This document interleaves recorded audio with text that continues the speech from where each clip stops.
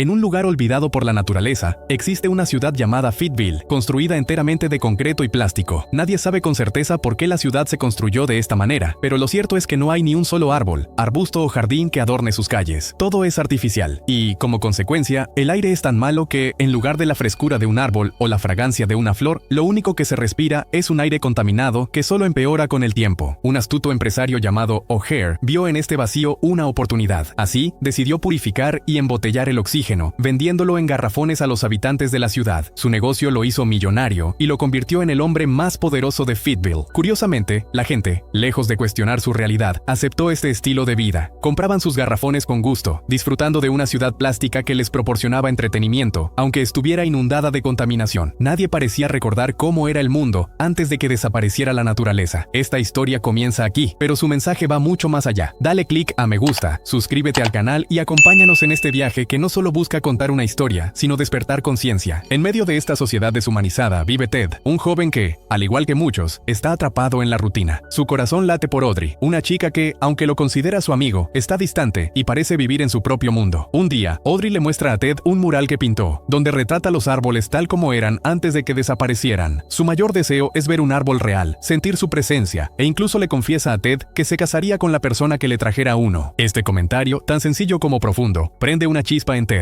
Esa misma noche, durante la cena, empieza a hacer preguntas sobre cómo conseguir un árbol verdadero. Su madre, sin comprender la magnitud de lo que está buscando, le muestra el árbol más moderno que han comprado, uno capaz de cambiar de colores. Pero es la abuela de Ted, una mujer mayor y sabia, quien le revela un secreto importante. Le habla de un hombre conocido como él, quien sabe lo que sucedió con los árboles. Pero este hombre vive más allá del muro que separa la ciudad de lo desconocido, un muro que divide el confort artificial de Fitville de la realidad sombría que yace en el exterior. El empresario O'Hare está al tanto de los movimientos de Ted, pues sospecha que el joven tiene planes extraños. Mientras tanto, O'Hare sigue adelante con un negocio aún más lucrativo: embotellar aire puro y venderlo como un nuevo producto. La fábrica de O'Hare produce más y más polución, lo que obliga a la gente a consumir más aire embotellado. En este círculo vicioso, el empresario se enriquece mientras mantiene a todos los habitantes de Fitville cautivos de su mentira. La historia toma un giro al mostrarnos el lado oscuro de este sistema. Ted, decidido a encontrar la verdad, se aventura más allá del muro. Al otro lado, lo que ve lo conmueve profundamente. Un mundo que alguna vez fue un bosque próspero, ahora es un cementerio de árboles muertos. Un lugar desolado, donde la naturaleza ya no tiene cabida. La ciudad de Fitville es como una burbuja, un oasis artificial que aleja a sus habitantes de la realidad, mostrándoles una falsa sensación de comodidad. Nadie se preocupa por el daño que están causando al planeta, ya que las consecuencias son invisibles. Este paralelo con el mundo real no es casual. En nuestras grandes ciudades, la contaminación y la basura se acumulan, pero rara vez las vemos. Las plantas industriales que producen la polución están en las periferias, invisibles para la mayoría. En cuanto a los recursos naturales como el agua, la madera, los combustibles fósiles, su extracción y explotación ocurre en lugares lejanos, invisibles para aquellos que consumen sin pensar en el precio que paga la naturaleza. El daño que causamos al planeta está tan lejos de nuestras vidas cotidianas que parece no existir. Las fábricas, los vertederos, los bosques talados, todo esto ocurre en lugares distantes, donde la gente no ve el daño, pero, como en Fitville, este daño sigue afectando a las generaciones futuras. Sin sentir la urgencia de cambiar, las personas siguen consumiendo y viviendo en su burbuja. Ted,